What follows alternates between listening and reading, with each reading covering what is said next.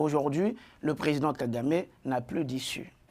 La raison, elle est simple. Il n'a plus d'issue. Donc, s'il peut jeter l'anathème un peu sur tout, s'il peut... sur le terrain, il bouge quand même. Il n'a plus d'issue, mais il bouge sur le terrain. Sur le terrain, comme je vous ai dit, sur le terrain, on a l'impression qu'il y a une partie qui parle beaucoup, il y a une autre... Faut pas penser que cet accord, je l'avais dit, il ne faut pas penser que cet accord est venu apporter réellement la paix. Il y a encore un plan B du président Kagame. C'est une interview très récente chez nos confrères d'Al Jazeera, dans la foulée de la signature des accords de Washington. Je vais reposer encore ma question. Parce qu'on a un président congolais aussi devant le Congrès qui est assez offensif alors qu'on parle de paix, et tu as un autre président qui est co-signataire de cet accord qui, comme le disait Ben Luther, enfin, minimise finalement en quelque sorte. C'est une flèche. Et en plus, venant des États-Unis d'Amérique, il faut respecter l'intégrité territoriale. Donc il voit son rêve de faire croire à tout le monde que c'était notre territoire que nous devons récupérer, s'effondrer. Et d'où, maintenant, compte tenu de la position qu'occupe l'AFC M23, position de force, mais passagère, le rapport de force peut changer. Si les Congolais mettent de l'intelligence, ils peuvent récupérer ce territoire. Ce n'est pas impossible. Même avant le milieu de l'année 2026, ils peuvent récupérer même en 3 mois. C'est faisable. Ce sont des gens qui sont payés à plus de $8 000 à ce qui paraît. Seigneur. Le champ de bataille politique les fatigue. C'est quoi? Le champ de bataille politique les fatigue. Ok, ils ne savent que ça, dormir et dormir. Ils sont payés à $8 000 à ce qui paraît, non? Oui, ce qui est c'est trop. bien ça.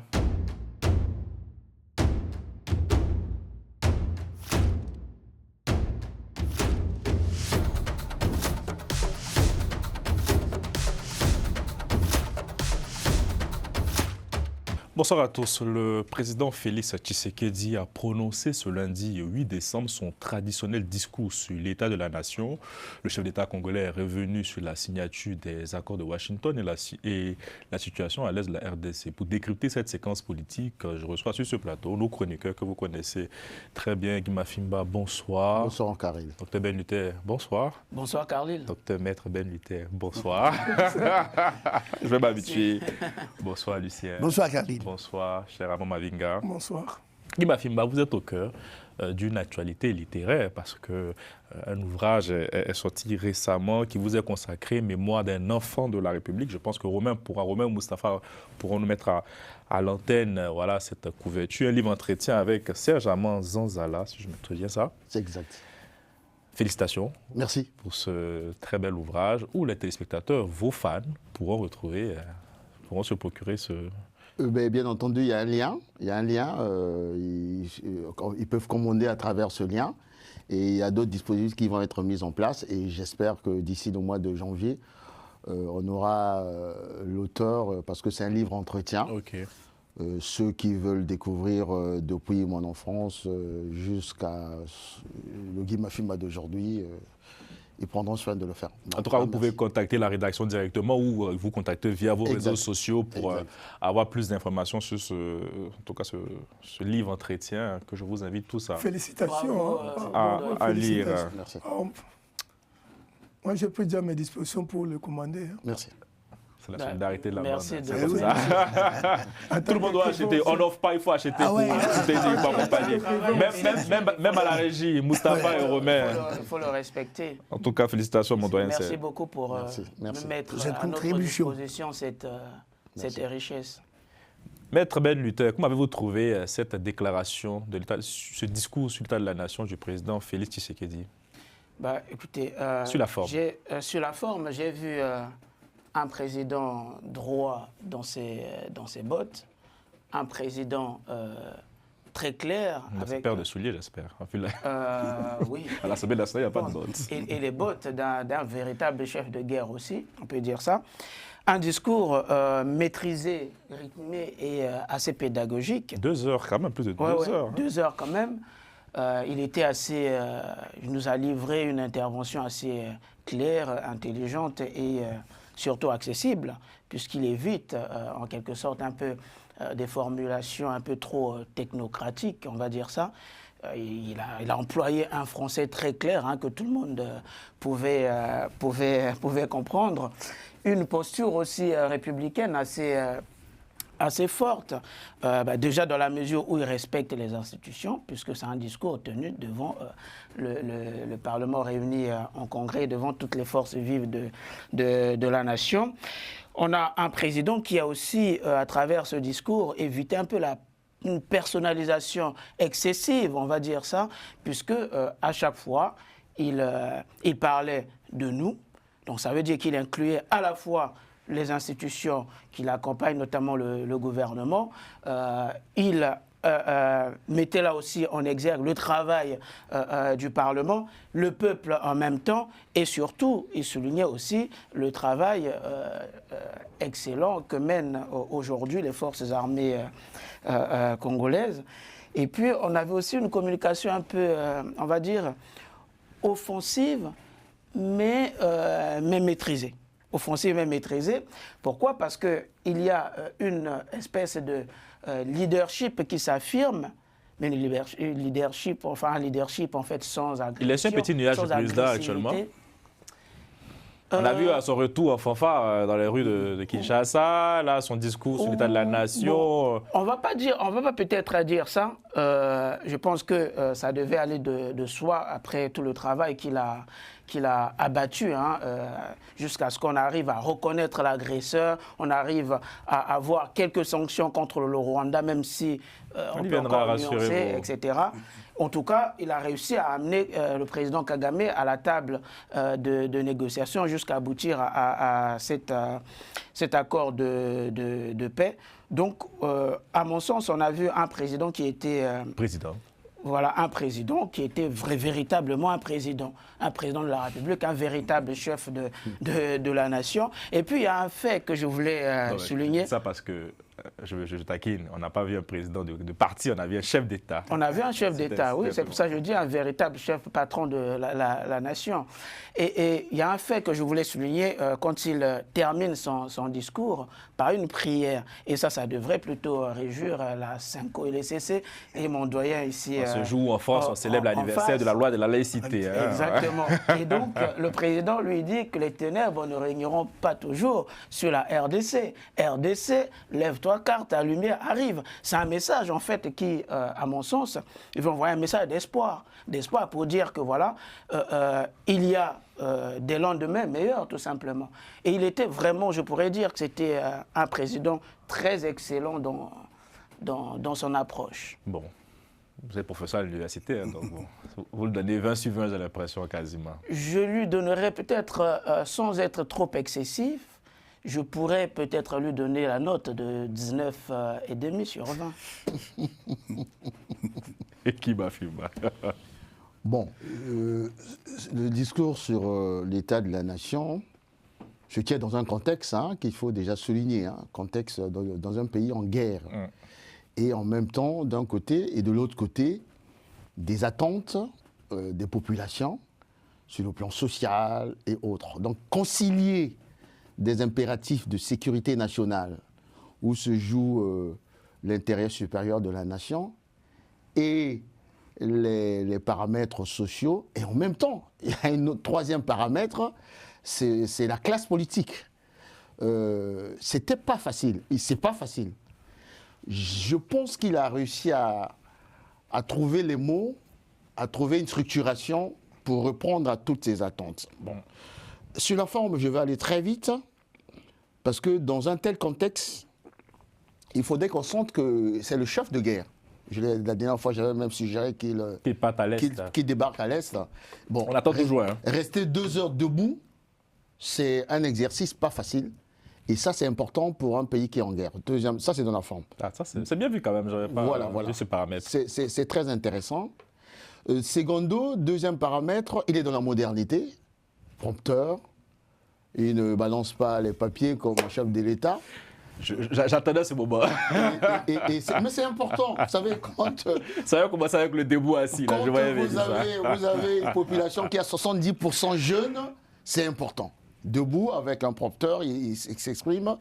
Et troisième élément, toujours dans la forme, je pense que ce qui m'a aussi, que j'ai apprécié, c'est le discours d'ouverture et de ferme, entre guillemets, je sais pas dire, de clôture du président du Congrès, le président de l'Assemblée. Il n'a pas commis aussi... C'est pas le président de l'Assemblée, il était habitué... Non, le président du Sénat. Voilà. Il n'a pas commis aussi la même maladresse de faire comme Mvouba chez nous, en appelant à la candidature de Félix Tshisekedi. Il est resté dans cette posture républicaine.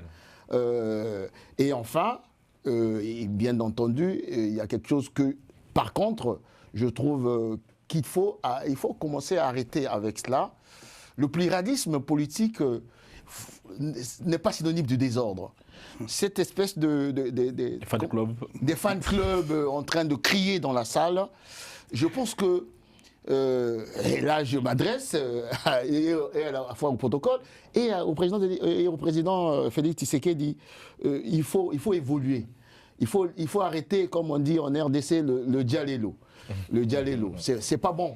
Parce que là, c'était un cadre solennel dans un contexte de guerre. Je pense qu'il faut tenir ce... Et je terminerai dans le fond, on va y revenir tout au long de l'émission. J'ai retrouvé, dans le fond, son discours s'articule sur trois, c'est ce qu'il a dit, hein, sur trois faits, sur un triptyque: vérité, redevabilité, espérance. Et là, je pense qu'il a été au rendez-vous. Comme le dit souvent Lucien, j'ai aimé le côté donné, chiffré, variable et la structuration en prenant de tous les pans, tous les secteurs de l'économie nationale pour nous donner la matière à savoir s'il y a vérité, s'il y a redevabilité, s'il y a véritablement espérance. Lucien. Oui, Carlyle. Il a quasiment tout dit, mais je vais essayer d'apporter des éléments complémentaires. Heureusement. Alors, vous connaissez mon pessimisme vis-à-vis de la RDC. On l'aime beaucoup sur ce plateau, en tout cas. Très bien. Eh bien, ce pessimisme, pour une fois, c'est de l'optimisme. Aïe, aïe, aïe. Alors, pourquoi c'est l'optimisme? Parce que le discours du président Tshisekedi est un discours performatif, à la fois dans son contenu et son contenant. Ça, c'est une première chose. La deuxième chose, il a réussi en fait à éviter d'être le chef d'État qui lit ses papiers, qui n'a pas de cap bien clair, bien fixé. Or, quand on écoute effectivement le président Tshisekedi, il a articulé au-delà de ces trois éléments que vient d'évoquer Magloire, à savoir la vérité, la redevabilité, l'espérance, sur ce que, c'est pas de moi, hein, c'est du prix Nobel de 1998, le philosophe économiste Amartya Sen, sur la notion de capacité. C'est-à-dire qu'il a mis en avant les capacités de la RDC, à la fois à travers les individus, mais aussi la collectivité. C'est très important. Et que l'économie vient, en effet, pour pousser ces éléments-là. Ça, c'est la première chose. Ça veut dire quoi? Quand on écoute le discours de Tshisekedi, on voit très bien que tout est pris en compte, aussi bien les individus, les institutions, les structures et la méthode. Alors, ça, c'est le premier problème. Donc, il parle de la vérité, c'est-à-dire d'un bilan qu'il ne refuse pas. Mais qu'il dit, et ce qui est magnifique, c'est qu'il dit: nous avons commis des fautes, j'ai commis des fautes, mais je vais tout faire pour que les choses aillent mieux en termes de projet. Ça, c'est le premier élément. Deuxième élément, il introduit une autre variable, c'est RDC Solutions. C'est-à-dire RDC Solutions, c'est-à-dire que les problèmes que nous avons à vivre, à résoudre, doivent trouver réponse d'abord à partir de nous-mêmes, et non pas d'ailleurs. Et à partir de là, on comprend en effet qu'il implique toute la société de la RDC dans la façon de faire. Et puis, il introduit quelque chose que d'autres présidents n'introduisent pas, les éléments, les indicateurs macroéconomiques. Ces indicateurs macroéconomiques, ben oui, bien sûr, c'est-à-dire sur les budgets, sur les bilans, ben oui, bien sûr. Il y a des présidents qui le font. Oui, qui le font, mais là, c'était net. Et c'était net, et il expliquait en effet qu'à partir du budget qui allait augmenter, comment on pouvait arriver à répondre aux attentes sociales, puisqu'il a augmenté les salaires, il a modifié un certain nombre de choses. Et puis pour terminer, puisqu'il faut que la parole circule, le président Tshisekedi n'a pas oublié qu'il est dans une situation, que le Congo est dans une situation difficile. C'est-à-dire une situation insécure avec toujours, effectivement, le Rwanda qui continue de taper.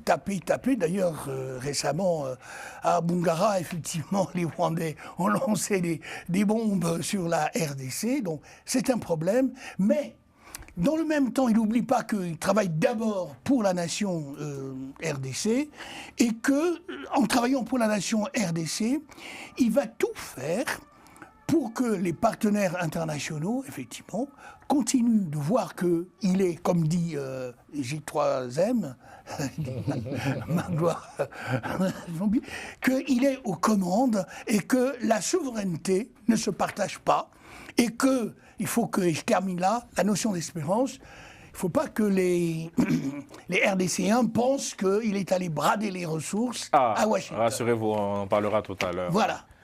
Alors, Mavinga. Oui, je pense que mes prédécesseurs l'ont déjà dit. Dans la forme, c'était un discours bien présenté. Dans la forme, c'est un discours bien présenté. Et comme l'a dit Mafingba, moi, je suis toujours quelqu'un qui aime des choses bien ordonnées et tout ça.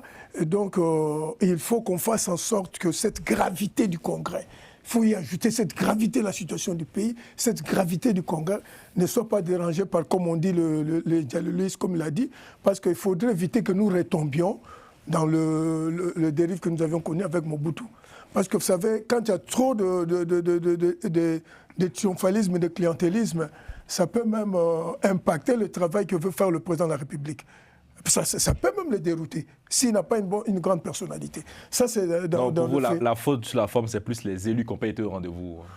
C'est-à-dire, quand on dit congrès, ce sont les députés et les sénateurs qui sont là et qui devaient être le premier à clamer et autres. Quand ce sont les autres qui le font et doivent suivre, et donc il y a un groupe qui dicte on sent que c'est un groupe qui dicte le ton. Si les acclamations autres, ce ne sont pas seulement les députés et les sénateurs. Mais dans la forme, le discours il est bon, on viendra sur le contenu pour voir certains aspects techniques, pour que comme les critiques le disent, que ce ne soit pas des discours, les discours au Congrès sont devenus des discours, des chapelets de bonnes intentions. Qui ne s'accomplissent toujours pas et chaque année c'est toujours des chapelets de bonnes intentions. C'est la raison pour laquelle quand nous allons intervenir, nous allons voir comment, quand on a fait de grandes déclarations, comment on peut maintenant s'investir pour que cela devienne une réalité. Comme moi je le dis toujours, pourquoi j'apprécie les discours? Moi je suis de ceux qui pensent toujours qu'il faut rêver l'irréel. Quand tu as rêvé l'irréel, maintenant il faut se battre pour que l'irréel devienne le réel. Là il a essayé donc de rêver l'irréel. Et maintenant, nous allons voir comment l'irréel peut devenir le réel. Bien, merci beaucoup, messieurs, pour ce premier tour de table. Nous, on va s'attarder plus sur les accords de Washington. C'est un peu ce qui nous intéresse ici dans la continuité de notre dernière émission. Le président a tenu à clarifier, je dirais, certaines choses. Je propose qu'on l'écoute et après, on pourra décrypter tout ça. Permettez-moi d'être parfaitement clair. Ces accords ne consacrent aucune forme de partage de notre souveraineté.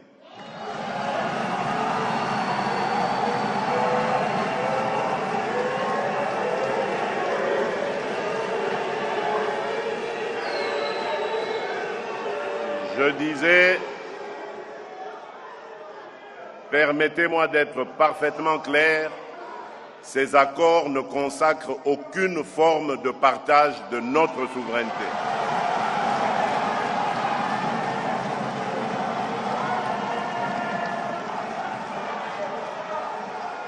Ils ne valident ni les prétentions territoriales de qui que ce soit, ni la mise sous tutelle de nos ressources.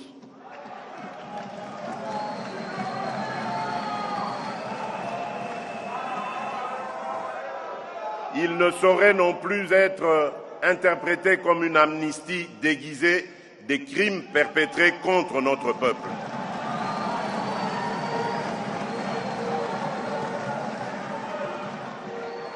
La justice suivra son cours avec rigueur, jusqu'au bout et sans complaisance, afin d'honorer la mémoire de celles et ceux injustement tombés du fait de cette agression. Nous assumons ces accords comme des leviers stratégiques au service d'une paix juste et vérifiable. Non comme une concession, mais comme l'expression d'une volonté ferme de conjuguer l'efficacité de notre défense à la puissance de notre action diplomatique. Il y a des points assez intéressants. Je me tourne vers vous, Lucien, déjà parce qu'en RDC, il y avait cette petite musique qui montait, disant que ces accords de Washington étaient plutôt une braderie des minerais congolais. Ici aussi, sur ce plateau, on a évoqué aussi la question de jugement de la justice. Après les accords de paix, le président a tenu à clarifier, il a dit on ira jusqu'au bout des procédures. Bon, d'abord, sur la question des minerais, des braderies, est-ce que vous croyez le chef d'État lorsqu'il il réaffirme devant le Congrès? Pouvait-il avoir une autre position? Je ne crois pas. Même si la situation montre qu'il est dans un espace un peu délicat, parce que dans la gestion des minerais, il n'est pas tout seul. Il y a un gros partenaire qu'on appelle les États-Unis. Alors, il se trouve qu'il y a eu un mémorandum de l'entente entre les États-Unis et la RDC pour la gestion, effectivement, des minerais. Et ce mémo aussi va beaucoup plus loin parce qu'il permet... Alors, j'ai écouté un peu Trump qui dit, à un moment donné, en recevant Tshisekedi, on peut, d'une certaine manière, pour que la paix soit définitive, faire en sorte que l'autre partie, c'est-à-dire le Rwanda, respecte l'accord qui a été fait. Alors, respecter l'accord qui a été fait, ça veut dire quoi? Qu'il y ait une intervention militaire, c'est-à-dire ou qu'il y ait des instructeurs américains sur le sol de la RDC. C'est prévu, ça? C'est une hypothèse de travail, pour moi, si on veut aller beaucoup plus loin. Parce que sinon, qu'est-ce qui se passe, Carlyle? Regardez ce qui se passe. Tout de suite, le Rwanda est reparti à l'attaque. Effectivement. Tout de suite. C'est-à-dire que, sans même attendre... Alors, que vont faire les États-Unis dans cette affaire? Alors, deuxième question, est-ce que la justice, comme dit le président, doit aller jusqu'au bout? Oui, dans un pays de droit. Il faut que la justice aille jusqu'au bout. Mais en a-t-il les moyens, je ne dirais pas juridiques, mais politiques, pour que la justice aille jusqu'au bout? C'est ça le véritable problème. Et donc, il est partagé entre deux solutions. La souveraineté, l'intégrité territoriale, mais là, il faut que la guerre cesse. Mais bon, nous voyons tous ici autour de cette table que la guerre ne cessera pas comme ça. Il faut imposer au Rwanda que la guerre prenne fin. Mais regardez, Lucien, c'est vraiment assez étonnant. Il n'y avait pas quelques jours, on faisait une émission pour saluer un accord de paix. Oui. Et le chef d'État devant le Congrès dit ceci. On va l'écouter. Malgré notre bonne foi et l'accord récemment entériné, force est de constater que le Rwanda viole déjà ses engagements.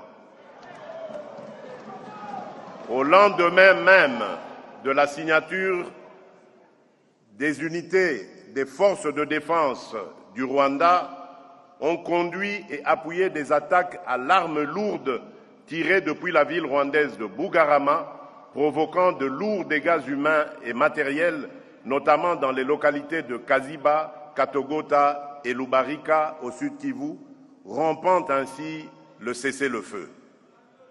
D'ailleurs, ces faits s'inscrivent dans une réalité établie de longue date par les Nations Unies.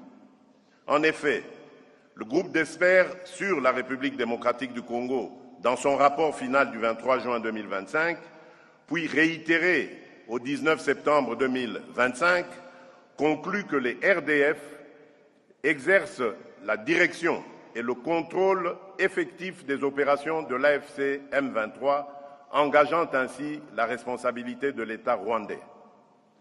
Fidèle à la parole donnée et aux mécanismes de vérification convenus avec nos partenaires, la République démocratique du Congo n'esquivera jamais sa responsabilité de protéger ses populations partout où elles sont menacées. Elle privilégiera la voie diplomatique, mais ne renonce ni à sa souveraineté, ni à la sécurité de ses citoyens. Il m'a fait ma réaction. Ma réaction, primo, la réaction de Kagame ne me surprend pas. Et mettons un peu de l'intelligence. J'ai entendu un peu partout, ces accords sont favorables à Kagame. Si c'était favorable à Kagame, Kagame n'allait pas réagir de cette manière-là. S'il réagit de cette manière, c'est parce qu'il sait pertinemment que si ces accords s'appliquent véritablement, avec l'implication de la première puissance militaire et économique du monde, avec l'implication de ceux qui sont aujourd'hui partenaires du Rwanda et de la RDC, c'est-à-dire le Qatar, les pays du Golfe, il est perdant. Raison pour laquelle il se lance comme dans une espèce de... Il me fait penser à ce que le président Savimbi faisait à l'époque, avec Dos Santos en face. Qu'est-ce que je veux dire par là? Je veux dire par là que l'approche, en fait, de Félix Tshisekedi est gagnante. Je vais m'expliquer. Vous savez, Deng Xiaoping, je vais aller un peu plus loin. Deng Xiaoping, quand il a pris le pouvoir en Chine, qu'est-ce qu'il a dit? J'ai un potentiel, c'est le nombre. Je veux faire de la Chine l'usine du monde. Aujourd'hui, ils sont devenus la plus grande puissance au monde. Félix Tshisekedi est arrivé, il s'est rendu compte que le réservoir stratégique, c'est la RDC. Mais qu'est-ce qu'on fait de ce réservoir stratégique?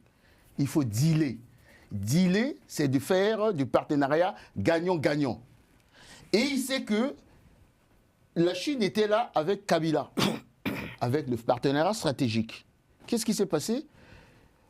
Ce partenariat stratégique a favorisé plutôt, comment dire, du pillage de l'Est de la RDC, en favorisant plutôt les bandes armées, avec la complicité du Rwanda. Mais il se retourne du côté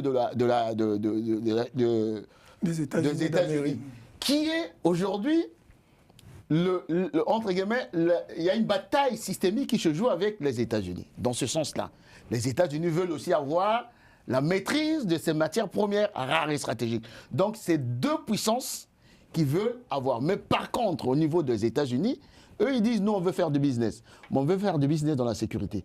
Ils vont même plus loin. On veut faire du business en fiabilisant, en faisant en sorte que le climat des affaires soit fiable. Et en même temps, nous, on peut vous garantir la sécurité. Parce que c'est nous qui avons créé Kagame. D'où ce partenariat stratégique qu'il faut différencier parce qu'il y a plusieurs accords. Mais vous parlez de pression des États-Unis, mais ça n'empêche pas M. Kagame de bombarder en plus des positions. Mais si il le fait, il sait pertinemment et il le sait. Je prends le pari, M. Karim. Oui. Je ne suis pas prophète, mais je prends le pari que ce que Kagame est en train de faire, c'est ce qu'on appelle une approche suicidaire. Il n'est pas le premier à le faire. Je vous ai cité le nom de Savimbi tout à l'heure, et il y en a plein.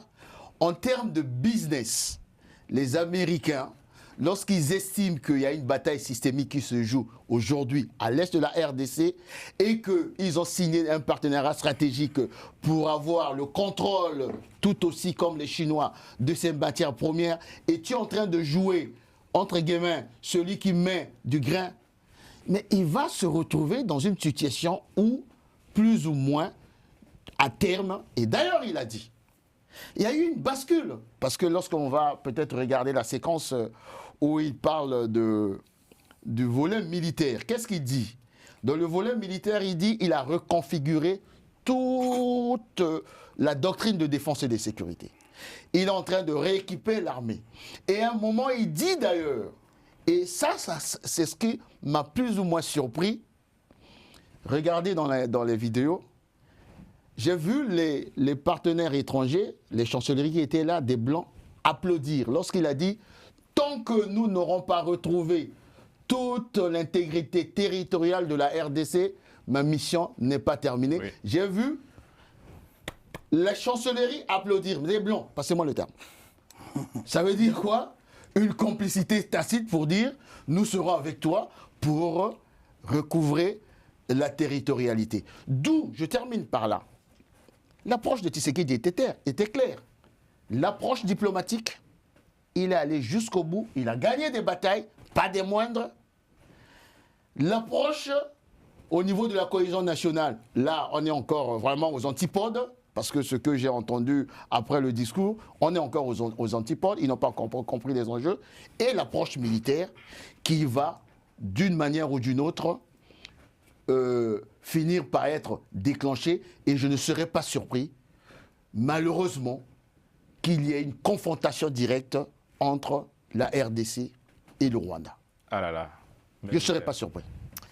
En fait, moi, il n'y a rien qui me surprend. Il n'y a rien de tout cela qui me surprend.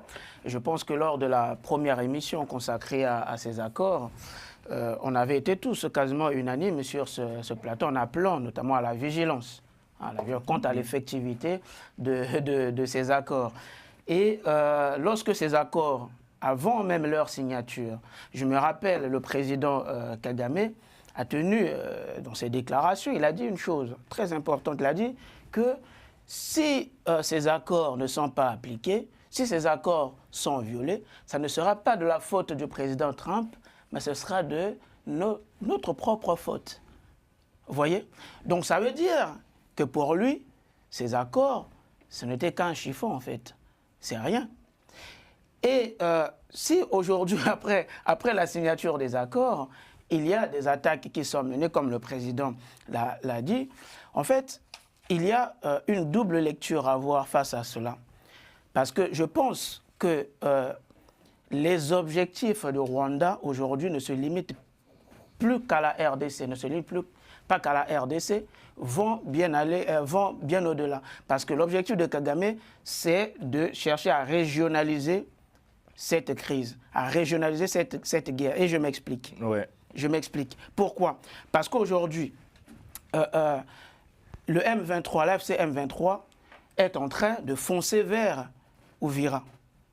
La ville de Uvira, pour ceux qui savent, donc au sud Kivu, c'est une ville stratégique. Une ville stratégique où il y a beaucoup de voies de communication. C'est-à-dire vous avez la voie qui mène vers le Burundi, c'est juste à côté du Burundi. La voie qui mène vers le lac Kivu, etc. Donc si le M23 arrive à s'emparer de cette ville, ça veut dire coupe toutes les voies de communication.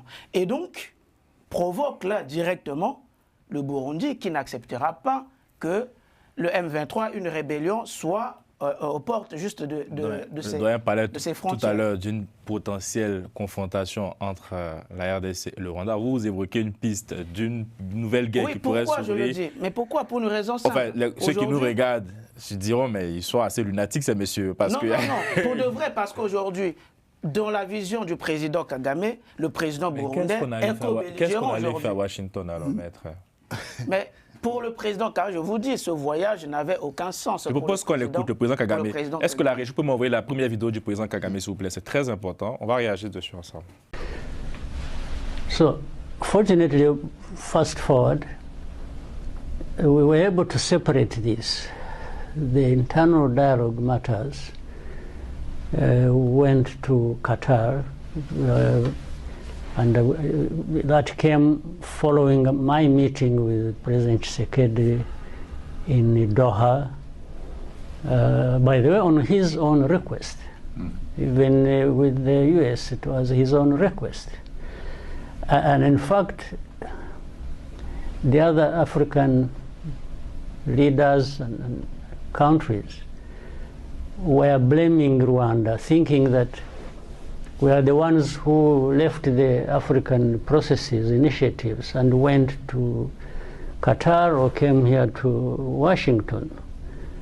But it was the very man, Tshisekedi, DRC, who actually initiated that. But the hope for him was he would be able to manipulate either the process in Qatar or the process in Washington, D.C. in his favor, because he thinks DRC is too great, too big, that the whole world is interested in having a portion of what they possess, and that he would go paying his way and manipulating people to get the results he wanted. So, but when it came to us and we were invited to participate. Pour faire simple, il dit les autres dirigeants et pays africains nous reprochaient à nous, le Rwanda, d'avoir quitté le processus et initiative africain pour aller au Qatar, à Washington. Or, c'est lui-même, Tshisekedi, le président de la RDC, qui avait pris l'initiative de tout cela. Son espoir, c'était de pouvoir manipuler soit le processus au Qatar, soit le processus ici à Washington en sa faveur, parce qu'il considère que la RDC est trop grande, trop importante, que le monde entier convoite une part de ce qu'elle possède et qu'il suffirait qu'il paye et manipule des gens pour obtenir les résultats qu'il voulait. C'est une interview très récente chez nous qu'on fait d'Al Jazeera, dans la foulée de la signature des accords de Washington. Je vais reposer encore ma question. Parce qu'on a un président congolais aussi devant le Congrès qui est assez offensif alors qu'on parle de paix, et tu as un autre président qui est co-signataire de cet accord qui, comme le disait Ben Luther, enfin, minimise finalement en quelque sorte Amos Mavinga. Vous savez... Quelles sont les intentions de Paul Kagame? Mais les choses sont claires. Il suffit de voir le cheminement, la pensée de Paul Kagame. Depuis toujours, ils avaient fait des lobbying cachés, secrets, envers les Nations Unies, pour dire que le Nord Kivu, le Nord Kivu haute, dans l'histoire, était le territoire du Rwanda. Et qu'il fallait récupérer ces territoires. Mais là, il a un problème. Parce que dans les accords de Washington, il s'attendait peut-être qu'un jour, le lobbying au niveau international allait conduire à la reconnaissance que c'est un combat logique, qu'avec la conférence de Berlin, ils avaient perdu leur territoire. Il fallait revoir tout ça. Il fallait revoir tout ça pour le récupérer. Vous croyez? Mais c'est ça, c'est leur vision, c'est leur combat. Son combat, c'est récupérer les Kivu. Pour lui, les Kivu font partie du Rwanda. Et le fait que l'accord de Washington... Il nous dit FDL est présent. Bon, enfin, franchement, qu'est-ce qu'il veut au final? Mais le fait que l'accord de Washington insiste sur le respect de l'intégrité territoriale, c'est une flèche qui lui est lancée. C'est une flèche. Et en plus, venant des États-Unis d'Amérique, il faut respecter l'intégrité territoriale. Donc, il voit son rêve de faire croire à tout le monde que c'était notre territoire que nous devons récupérer, s'effondrer. Et d'où, maintenant, compte tenu de la position qu'occupe l'AFC M23, position de force, mais passagère, le rapport de force peut changer. Si les Congolais ils mettent de l'intelligence, ils peuvent récupérer ce territoire. Ce n'est pas impossible. Même avant le milieu de l'année 2026, ils peuvent récupérer même en 3 mois. C'est faisable. Alors maintenant, comme il y a le M23, qui sont ces instruments qui occupent un espace, il est en train, avec ces attaques, il faut créer le plus de chaos possible dans cet espace pour que l'espace, s'il n'arrive pas à l'avoir comme il voulait l'avoir de manière diplomatique au niveau de la reconnaissance internationale, créer une zone de chaos où il continuerait toujours à avoir un impact en attendant plus tard, dans le temps, c'est-à-dire avec le temps, pour que le Congo soit balkanisé et que cette partie puisse revenir au Rwanda. C'est-à-dire qu'il faut créer un processus, c'est un appel créer un chaos qui va se perpétuer. Donc vous croyez à l'idée de Ben Luther qui nous parle d'une potentielle guerre régionale mais la guerre régionale, mais la guerre régionale, elle est là. Elle est là. Oui. Pourquoi? Déjà, le Burundi redoute le Rwanda. Le Burundi sur le pied. Le président a des mots très durs quand même envers... Et le Burundi soutient... En cela, hier, le président burundais a conforté l'information sur les 15 000 soldats burundais qui sont sur le territoire de la RDC, en accord avec la RDC, pour dire, comme disait le docteur tout à l'heure, maître tout à l'heure, il n'est pas question qu'on puisse avoir l'AFC M23 à nos portes. Donc l'hypothèse regrettable d'une guerre régionale n'est pas fausse. Et c'est juste pour conforter ce que tu disais tout à l'heure. Et à l'époque, quand je parlais de la dimension anthropologique, historique, parce que c'est un faux fuyant. Il est dans une approche suicidaire, ce monsieur Paul Kagame. Et raison pour laquelle la présence de l'Union africaine, et qui va nous coûter cher, la représentante de l'Union africaine lors de ces accords, de l'Angola et autres, tous ces représentants devaient se joindre maintenant pour éviter cette l'agression régionale. Parce qu'il n'est même plus des gants. Et vous voyez bien que son calme antérieur, c'est parce qu'il avait ce soutien des lobbies américains, de l'ONU et autres. Aujourd'hui, comme il est mis à nu, comme je disais dans la dernière émission, le sorcier est mis à nu. Mais vous parlez de lobby, pourtant le président Kagame dit, il suffirait, pour lui, selon lui, le président Tshisekedi voudrait payer, manipuler des gens pour obtenir des résultats. Il y a eu du lobby aussi du côté de la RDC. Pour ne pas monopoliser la parole, Karid, sur ce point-là. C'est là où... C'est fort quand même, hein, de dire ça, c'est fort, mais en même temps, il se dévoile. Voilà ce monsieur qui dit, ah, vous savez, c'est pas moi qui suis parti aux États-Unis et à Doha. Et pourquoi il n'a pas refusé? Il avait refusé à Luanda, non? Pourquoi il n'a pas refusé d'aller à Luanda? Il dit Luanda, c'est pas lui qui a refusé, que c'est le président. S'il dit à Washington, chez Trump, c'est Tshisekedi. Très bien. Pourquoi il n'a pas refusé? Pourquoi il n'a pas refusé Doha? Parce qu'ils savent qu'ils le tiennent. Doha le tient par le chèque. Et les États-Unis le tiennent par les services de renseignement et le côté coercitif de... Alors, moi, je voudrais poser quand même une question haute voix. Parce que depuis fort longtemps, ici, je dis, est-ce que nous ne sommes pas dans un marché de dupes? Je m'explique. Dans ce marché de dupes, j'ai comme l'impression, mais je peux me tromper, que les Américains ont choisi leur camp, laissent faire les choses, parce que s'ils ne laissaient pas faire les choses comme dit Guy, ils interviendraient. Et pourquoi ils n'interviennent pas? Pourquoi n'interviennent-ils pas? Pourquoi ils laissent le chaos aller jusqu'au bout? Pourquoi? La question, est-ce qu'il y aurait une réaction américaine? L'histoire nous enseigne toujours les deux choses. Et vraiment, il faut regarder toujours... La configuration actuelle, c'est la configuration de l'Angola avant la neutralisation de Savimbi. Vous savez, Savimbi avait pris le contrôle de pratiquement 80% du territoire angolais. Oui. Ils étaient à portée de canon de Luanda. Lorsque, là, à cette époque, la matière, c'était quoi? Le pétrole. Les Américains voulaient avoir le contrôle dans le golfe de Guinée des gisements importants des hydrocarbures angolais. Savimbi qui avait tout le contrôle, on lui a dit on veut faire du business. Non, non, non, non. Ils l'ont neutralisé, passez-moi le terme. Donc, ils laissent le chaos pour trouver le prétexte de dire que tu t'entêtes et puis on en finit.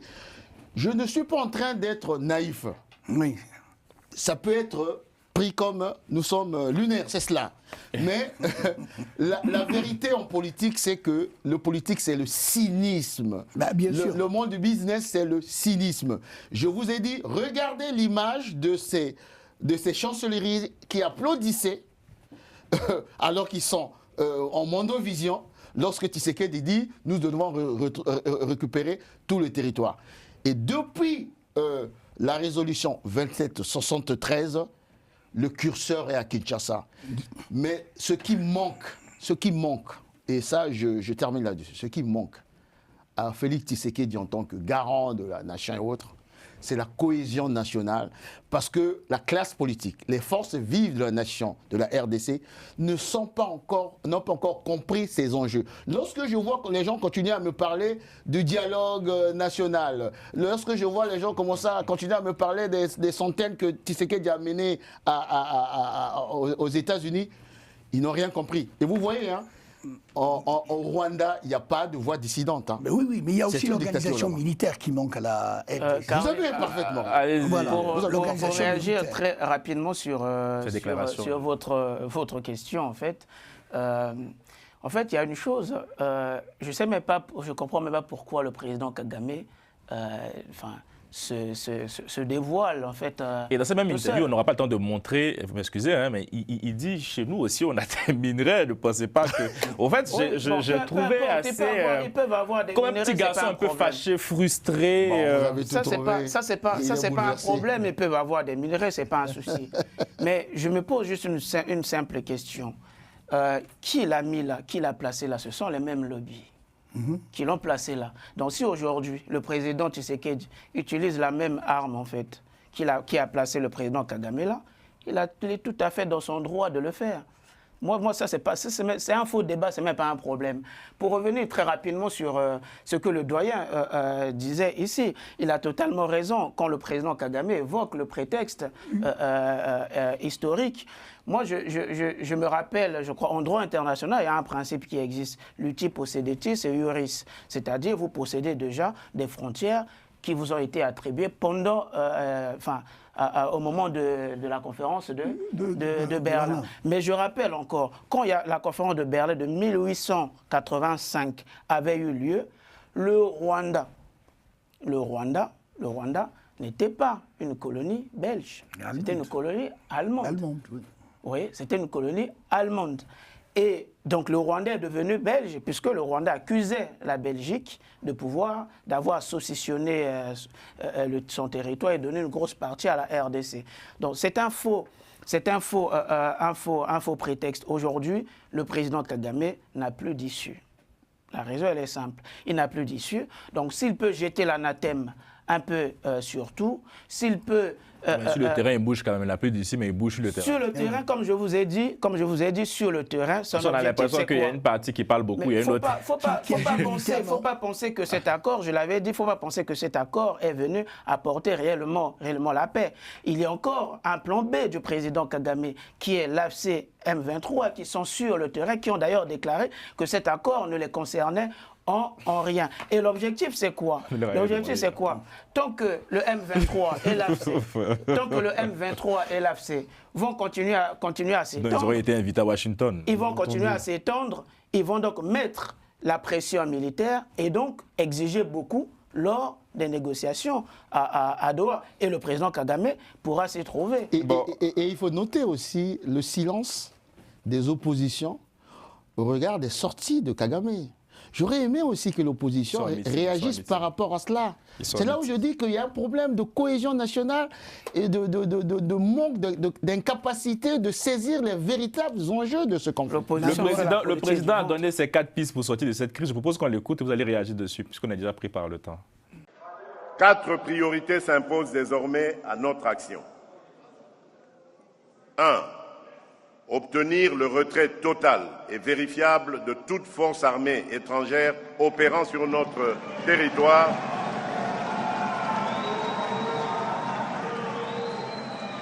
qu'elle soit officielle ou dissimulée derrière des groupes relais. 2. Couper les circuits financiers et logistiques de la violence en éradiquant l'exploitation illicite de l'or, du coltan, du cobalt et d'autres ressources,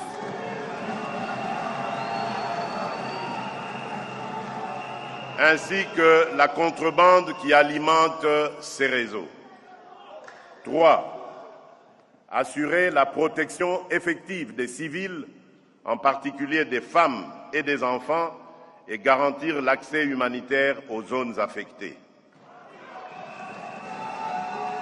Et enfin, 4e priorité, ancrer la paix dans la durée, en combinant fermeté sécuritaire, relance du développement local et démarche de réconciliation au plus près des réalités de chaque... Lucien, oui, les 4 pistes, vous vous inscrivez dans ce... Avec combien de bataillons, combien de divisions? Très bien. Ce sont des déclarations péremptoires. Très bien. Il est dans son rôle et l'homme politique a raison de le dire.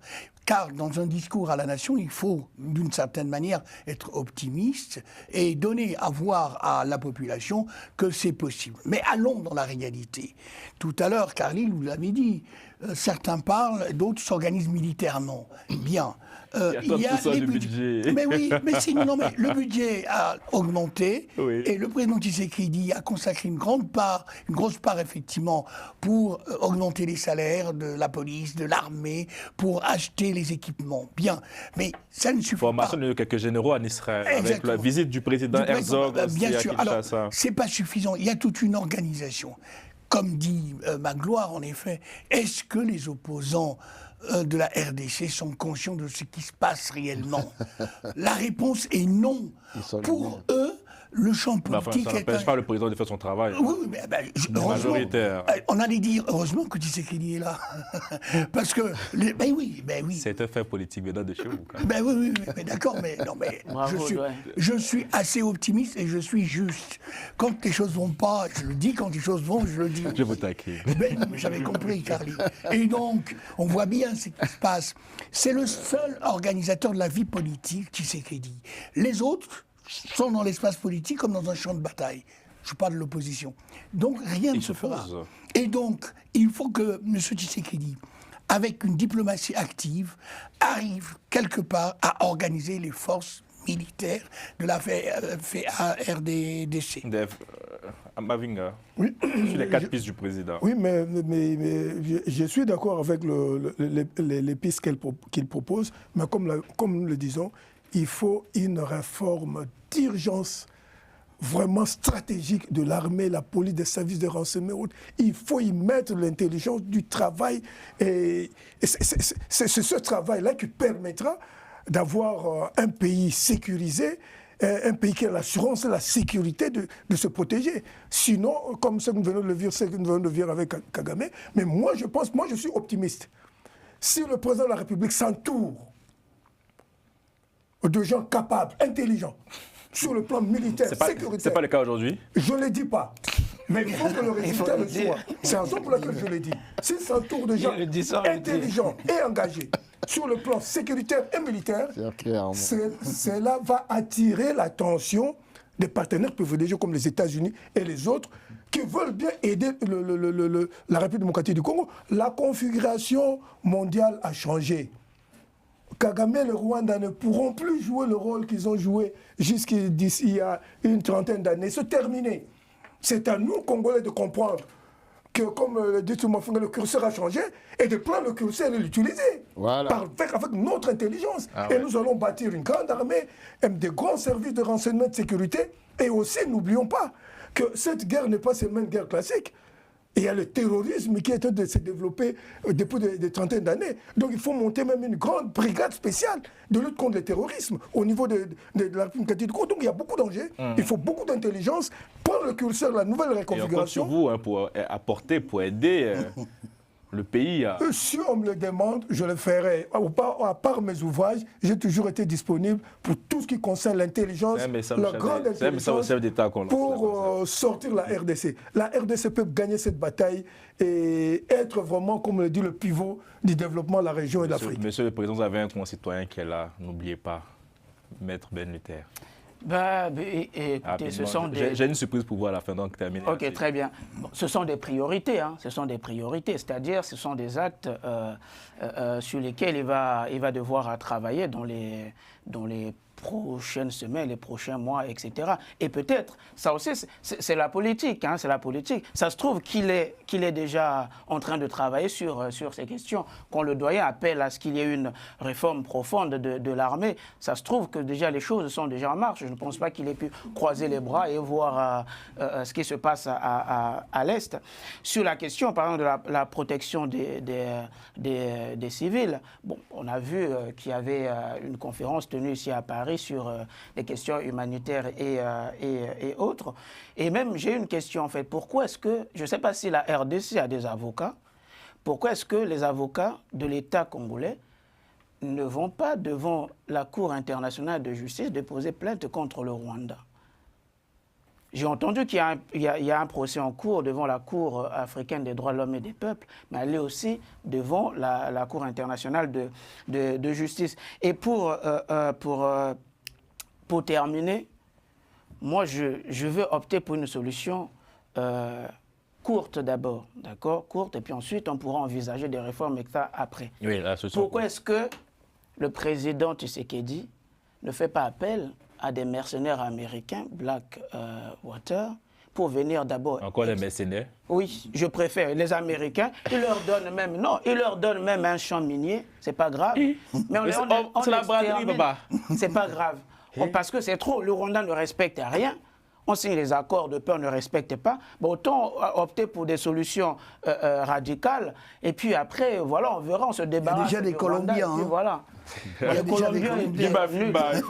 Je souscris à ce qui a été dit. Après le déplacement à l'Est, l'appel des miliciens américains. Je pense que je suis d'accord avec Armand. Ce plateau devient autre chose. Non, je dis par là, je vais commencer par dire, nous sommes dans un contexte de guerre, clair et net. Il y a un chef de guerre qui devient de plus en plus visible. C'est très très bien. Les 4 pistes, englobe ce que c'est ma préoccupation. C'est-à-dire quand il parle des civils qu'il faut prioriser, ben, ça veut dire qu'il faut aller prendre Goma.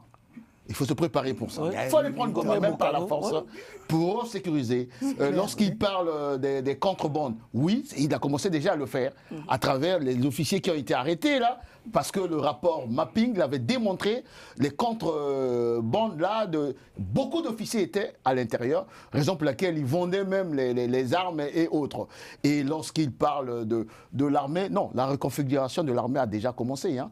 La présence, le déplacement de présidents israéliens, au niveau de l'Égypte, il y a des officiers qui sont formés. Il était en Serbie il n'y a pas longtemps. Et par contre, maintenant, je termine en se disant, avec plus de 100 millions d'habitants, la RDC peut mettre en place 4-5 brigades pour aller jusqu'à... je ne suis pas belliciste, mais je suis réaliste.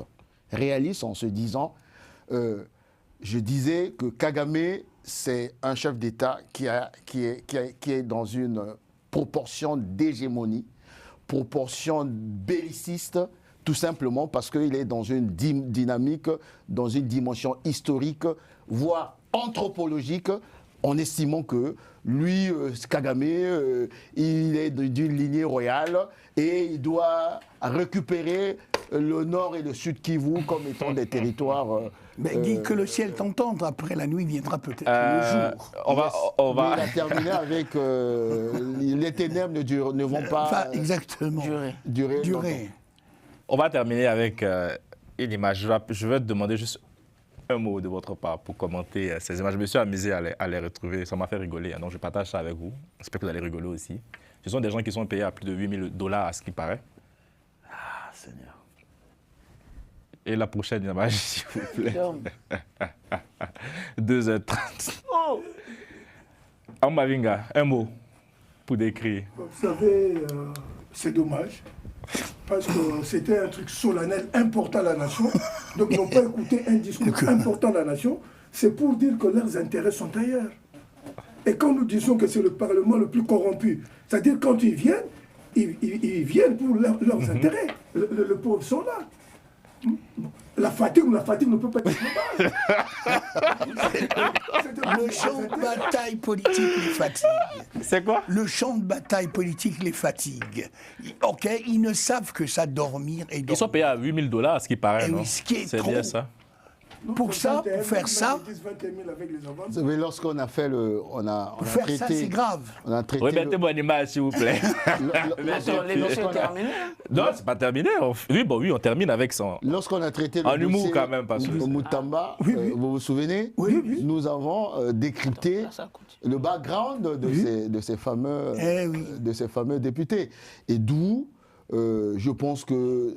Et ça c'est valable pour pas mal d'États africains. C'est vrai. Ils ne sont pas les seuls, il y a d'autres qui doivent aussi. Les critères d'être un élu, il faut réviser cela. Quelqu'un ne peut pas sortir, je ne sais d'où il est élu. On peut faire la sieste. Non, la preuve en est, hein, ils n'ont rien compris aux enjeux. C'était une sieste collective. Allez-y, maître. C'est quand même assez dommage. C'est honteux. J'ai suivi une vidéo. Peut-être que le discours n'était pas assez intéressant sur place. Non, je ne pense pas. On ne peut pas faire insulte à la population, au peuple qui les a pourquoi j'ai suivi une vidéo du président nord-coréen, Kim Jong-un, qui est en train de donner un discours comme ça, donc devant le Parlement en même temps. Et il y avait ses membres du gouvernement qui étaient là. Et il y en a le ministre de la Défense était en train de somnoler. Je dis bien somnoler. Il lui a pointé du doigt et on l'a démis de ses fonctions, très rapidement. Donc je pense que ces gens-là, soit ce sont des aventuriers, ou soit ils ne savent pas pourquoi ils sont là. Et je me demande même s'ils entendent, s'ils comprennent même ce que le président dit dans un français très clair. Parce que c'est une insulte au peuple congolais.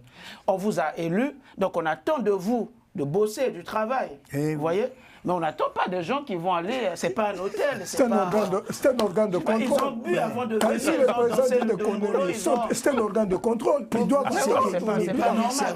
Oh non, ces gens-là doivent avoir des sanctions au niveau de la guerre. C'est de bonne guerre. Et je pense aussi qu'il faut regarder le code électoral laissé par Kabila, Joseph Kabila.